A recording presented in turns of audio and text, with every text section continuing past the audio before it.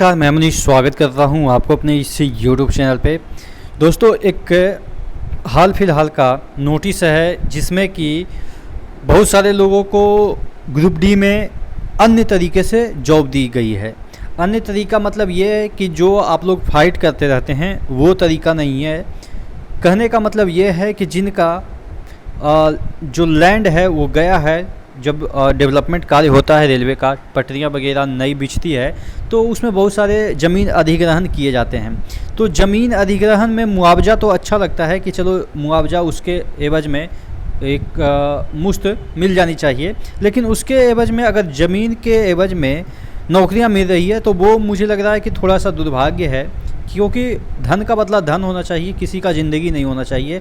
क्योंकि जॉब जो मिल रही है वो एक प्रकार की ज़िंदगी होती है और ज़मीन धन ये सब क्या है, ये ज़िंदगी नहीं है। तो कहने का मतलब ये है, आप देख सकते हैं एक नोटिस में कौन कौन से लोग एलिजिबल हैं और कौन कौन से लोग एलिजिबल नहीं हैं। उसमें ये चीज़ें दे रखी है कि फिजिकल के लिए बुलाया गया है, वो फिजिकल पास करते हैं तो उनको जॉब मिलेगी, नहीं फिजिकल पास करेंगे तो ऑब्वियस है उनको मुआवजा के तौर पे जो धन है वो मिलेगा, लेकिन वो सेकंड प्रायोरिटी है। यहाँ पे देखिएगा जो दे रखा है, in compliance to honourable high court, हालांकि ये रेलवे नहीं दे रही है, कोर्ट ने इनको ऑर्डर किया है। Kolkata order dated 11/5/2023 and 26/7/2023 RVW, जो भी केस नंबर जो होगा CEN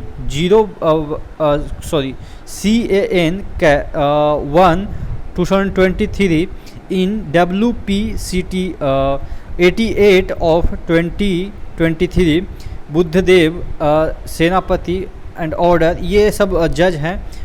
इसके बारे में दे रखा है 158 candidate who were found eligible for in document verification by screening committee have been subjected to physical efficiency test on 15/9/2023, यानी कि 15/9/2023 को इनका फिजिकल एफिशिएंसी टेस्ट होगा, और जिसमें कि दो जो है वो PWD कैंडिडेट हैं, उनका फिजिकल एफिशिएंसी टेस्ट से वर्जित किया जाता है, क्योंकि उनके लिए अलग से ऑर्डर रेलवे का है। ठीक है, रेलवे बोर्ड का अलग से ऑर्डर है कि उनका फिजिकल नहीं होता है।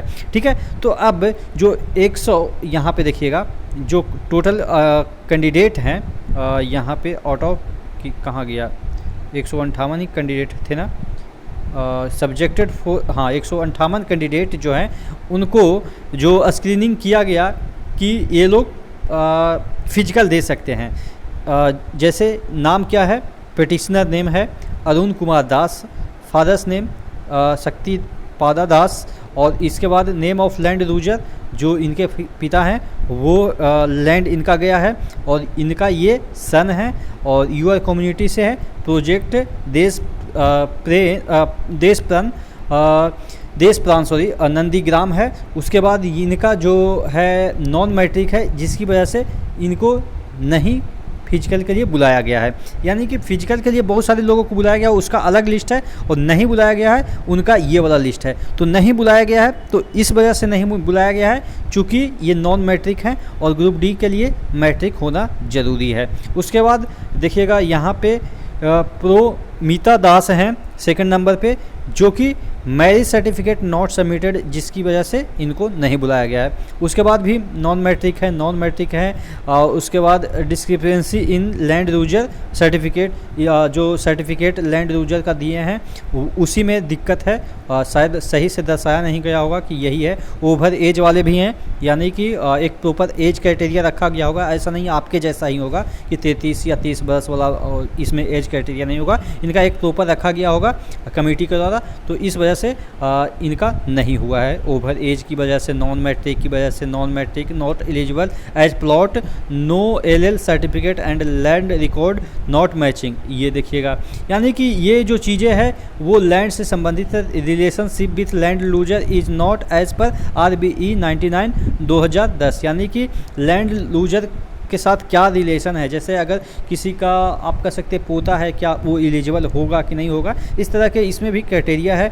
उसके बाद यहाँ पे देखिएगा no signature of railway authority in land loser certificate, जो लैंड लूजर का सर्टिफिकेट रेलवे देता है कि हाँ आपका मैं अधिग्रहण किया हूँ, तो उसमें रेलवे अधिकारी का सिग्नेचर नहीं है, इस वजह से इनको फिजिकल के लिए नहीं बुलाया गया है। और जिनको फिजिकल के लिए बुलाया गया है वो अगर पास करते हैं तो ऑब्वियस है उनको जॉब मिलेगी, नहीं पास करते हैं तो सेकंड प्रायोरिटी जो है वो धन की है, वो धन उनको मुहैया करा दी जाएगी उसके एवज में। ठीक है, तो आशा करते हैं ये चीज़ें जो पहली बार आपकी नज़र में आई है वो समझ में आया होगा कि क्या एक्चुअली में होता है। तो इन फ्यूचर आपके भी साथ कुछ होता है तो ये आप रेफरेंस लगा सकते हैं। अगर आप कहीं आपका जो ज़मीन है वो किसी सरकारी कार्य में जाता है तो आप उसके लिए क्लेम कर सकते हैं। हालांकि ये आप सरकार से क्लेम करेंगे तो वो देगा नहीं, वो धन ही देगा और धन ही प्रायोरिटी होनी चाहिए। लेकिन कोर्ट वगैरह ऐसा आदेश निकालता है कि अगर जाता है तो लैंड जाता है तो उसको नौकरियां मिल जाती है। बहुत सारे केस में आपने सुना होगा।